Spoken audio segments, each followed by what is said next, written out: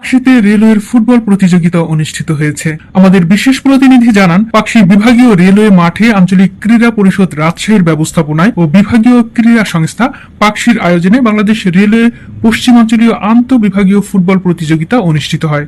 পশ্চিম রেলওয়ের প্রধান প্রকৌশলী আসাদুল প্রধান অতিথি হিসেবে পুরস্কার বিতরণ ও পাকশী বিভাগীয় ব্যবস্থাপক শাহসুফি নূর মোহাম্মদ সভাপতি হিসেবে খেলোয়াড়দের অভ্যর্থনা ও খেলার উদ্বোধন করেন।